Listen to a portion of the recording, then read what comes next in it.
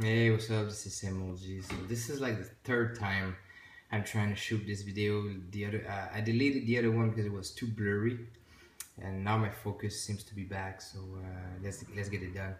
All right. So this is the Monster Burner review. It is the third book in the series. You can tell by the number on the spine.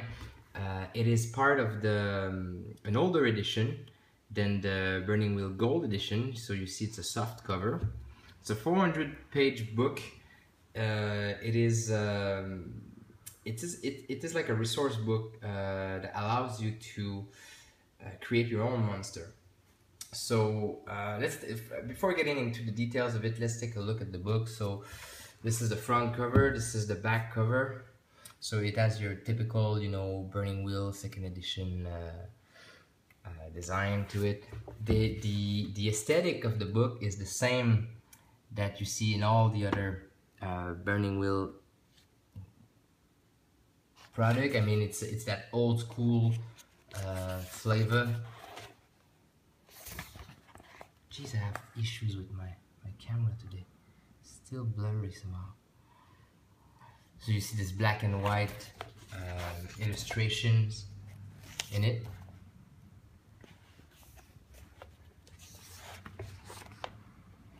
Probably the lighting. Alright, so in that book, what you'll find a small little bestiary at the end. So it is not a bestiary. It's kind of important to mention it because this book is more than that. You have a small little monster like Codex at the end or bestiary that gives you a couple of examples of what kind of monster you can burn with this book. And also you have and this is really useful at the end of the book, like a list of monstrous threats, which are like what kind of threats that different kind of monster should have. So for example, if you have like a fish kind of monster, they're gonna give you some fish-like threats.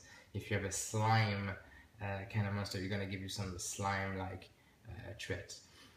Also, the book provides you with 4 new races you can play. So you have the Great Wolves, the Rodent, the Trolls, and the Great Spiders.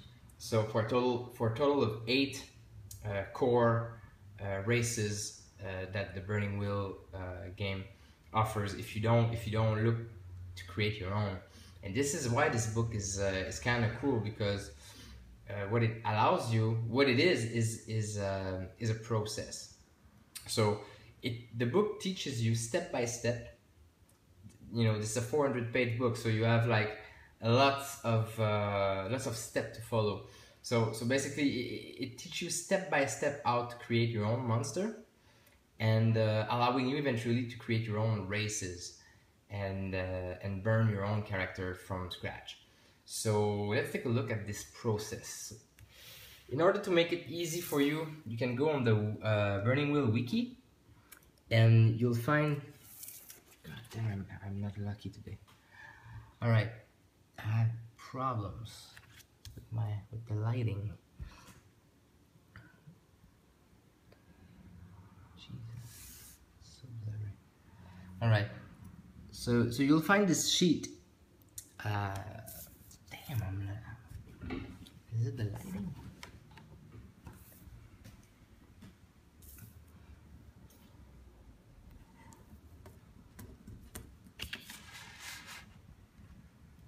Jesus Christ!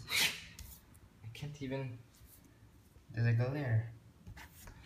So if you go on the Burning, sorry about this. If you go on the Burning Wheel wiki, you'll find this sheet. This is a step-by-step sheet that shows you exactly how to create your the monster, the character you're looking for. So the first step in the process is go through these questions, and by going through these questions, you end up with a monster. And this monster is made to be a generic version, like a blueprint, generic version of what this race or this stock you're trying to create is going to be like. And from that monster you burned, you're gonna be able to extrapolate all the other aspect of it. Like for example, what kind of skills in particular this race have, what kind of traits in particular this race have, the common traits of that race, the spatial traits that can be that are allowed to purchase from that race, the kind of resources that are available to this kind of race. So for example, if you want to create a gnome, like a gnome race, what you do is you create one gnome by following this process here, and then in the book you have all the chapters one by one after the other. It takes you by the end somehow and show you how to, from that creature, to end up creating his own skills, its own traits, and eventually its own life path. Now, when you create and you know how to burn the stats for that creature, you know how much, you know what number the caps are going to be like for that each stats, where you know the limits of the stats and the attributes and all that, and it shows you step by step how to do it, and then you go to the life path section and it shows you how to create your own life path, because this Burning Wheel character creation is based on a life path system. So what you do is you create life paths for the gnome, but by creating those life paths, if you create enough life paths, you're going to end up with settings and sub settings, and you're going to be ending up, you know, fleshing the whole gnomish culture around it. So is there magic user in that setting? Is there are they warriors? Are they bureaucrat? Is there a nobility? Is there an outcast setting, subsetting, stuff like that? And by creating that framework of life path, you end up having a whole new race on your own, and then you can burn, you know, multiple characters from it. So it's this process of going from one monster and extrapolate it to a whole playable race. So that's what the Monster Burner does, and this is the main reason why this book is interesting in my eyes. So I've been, just to give you my impression on how it goes, I've been burning a couple races already, you know, like lizard folk, cat folk, you know, stuff like that. We created a couple race, my group and I, and and I gotta say that it's a really fun process, but it's demanding. It is long. It's really it's kind of the learning curve on how to do it is kind of steep.